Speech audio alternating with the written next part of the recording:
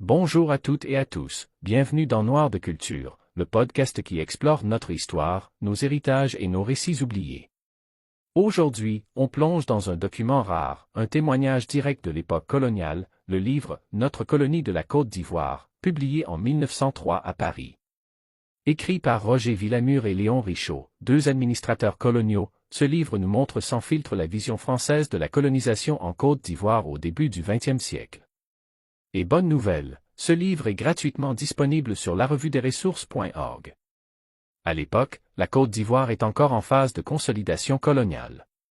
Les Français, installés dans quelques villes côtières comme Grand-Bassam ou Bingerville, cherchent à étendre leur autorité vers l'intérieur.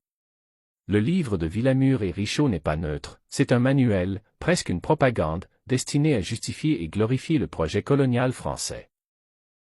On y découvre comment l'administration française voulait organiser le pays, routes, justice, école, mais toujours selon une vision paternaliste, eurocentrée et bien sûr, dominatrice. Roger Villamur, juge à Bingerville, et Léon Richaud, sous-chef du cabinet du ministère des Colonies, sont des figures importantes du système colonial. Ils ne se cachent pas, ils parlent de « notre colonie » avec une fierté impériale. Ils décrivent les populations locales comme acivilisées, avec un ton condescendant typique de l'époque. Mais attention, ces discours sont précieux pour nous aujourd'hui. Pourquoi?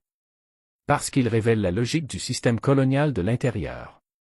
Lire ces lignes, c'est comprendre comment les colonisateurs pensaient, agissaient et justifiaient leur pouvoir.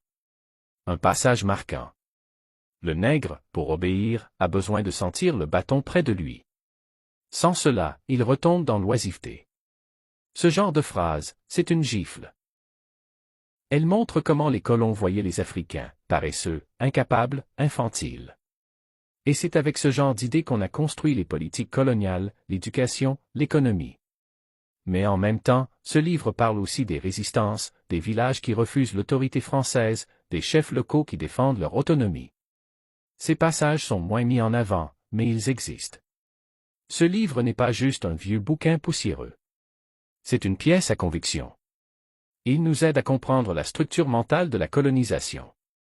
En lisant ces mots, on comprend mieux pourquoi certains clichés, certaines inégalités, sont encore présents aujourd'hui. Et surtout, il montre l'importance de reprendre la parole, de raconter notre version de l'histoire. L'histoire de la Côte d'Ivoire, c'est aussi celle des peuples Akan, Kro, Mandé, et bien d'autres, qui ont vécu, résisté, collaboré ou fui cette domination. Le livre Notre colonie de la Côte d'Ivoire est disponible gratuitement en ligne. Tu peux le lire, l'analyser, en faire ton propre avis.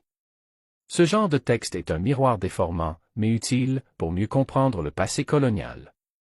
Sur Noir de Culture, notre mission, c'est de donner du sens à notre mémoire collective. L'histoire ne commence pas avec la colonisation, mais comprendre cette période est indispensable pour reconstruire notre récit. Abonne-toi, partage ce podcast, et surtout, lis ces textes oubliés, car le savoir est une arme de libération. À très bientôt pour un nouveau voyage dans notre patrimoine noir et africain.